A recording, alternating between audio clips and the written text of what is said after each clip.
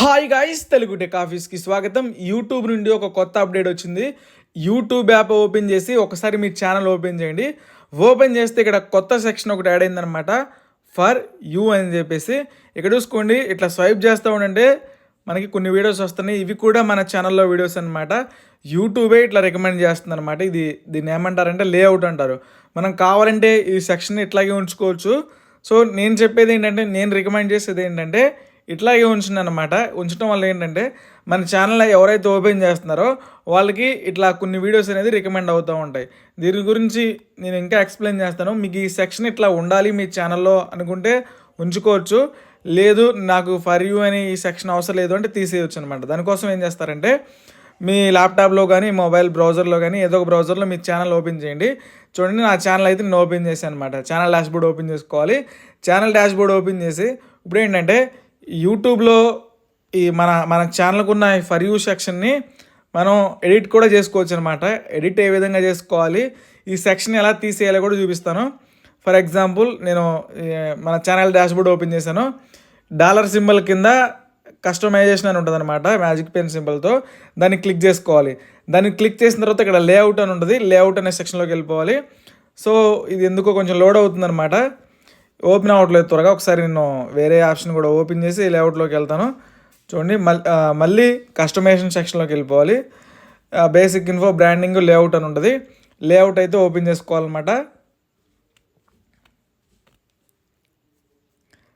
Layout open అయిపోయింది కదా. Layout open అయిపోయిన తర్వాత దీన్ని జూమ్ చేస్తున్నాను. రికమెండేషన్ ఫర్ యువర్ వ్యూవర్స్ అని ఉంది, ఫర్ యూ అని ఉంది కదా. దీన్ని ఆఫ్ చేస్తే ఏంటంటే ఆ సెక్షన్ అక్కడ కనపడదు అనమాట మన ఛానల్ మీద. ఇది ఆన్లో ఉంది కదా బ్లూ కలర్లో, దీన్ని ఇట్లా ట్యాప్ చేస్తే ఆఫ్ అయిపోద్ది, ఇట్లా ఆన్ చేస్తే ఆన్ అయిపోద్ది అనమాట. మోర్ సెట్టింగ్స్ అని ఉంది కదా, దీని మీద క్లిక్ చేస్తే ఇంకా సెట్టింగ్స్ వస్తాయి.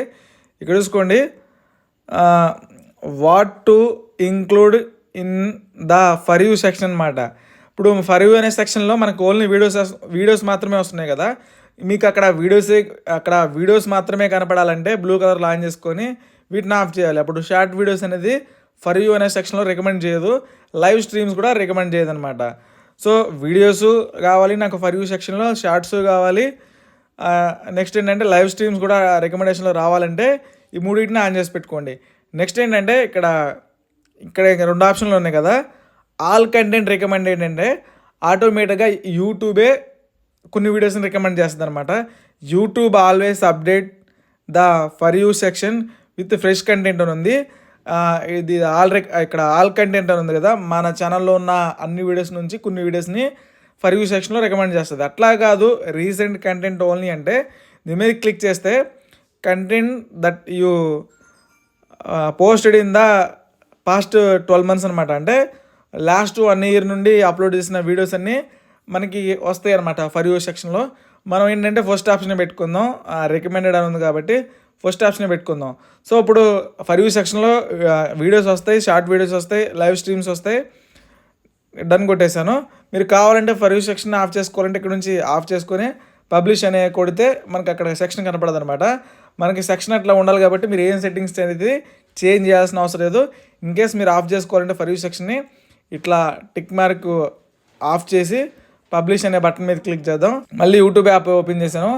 ఓపెన్ చేసిన తర్వాత తెలుగు టెక్ ఆఫీసర్ నా ఛానల్ ఓపెన్ చేస్తున్నాను. ఓపెన్ చేసిన తర్వాత ఫర్ యూ సెక్షన్ వస్తుందో రాదో చూద్దాం. ఇక్కడ చూసుకోండి, ఫర్ యూ సెక్షన్ అనేది లేదనమాట. పాపులర్ వీడియోస్, నేను పెట్టుకున్న ప్లేలిస్ట్ వీడియోసే వస్తున్నాయి అనమాట లేఅవుట్లో. ఫర్ యూ సెక్షన్ అనే లేఅవుట్ రావట్లేదు అనమాట. మీరు కావాలంటే మళ్ళీ సేమ్ ఇంత ముందు లాగెళ్ళి దాన్ని ఆన్ చేసుకుని పబ్లిష్ అని కొడితే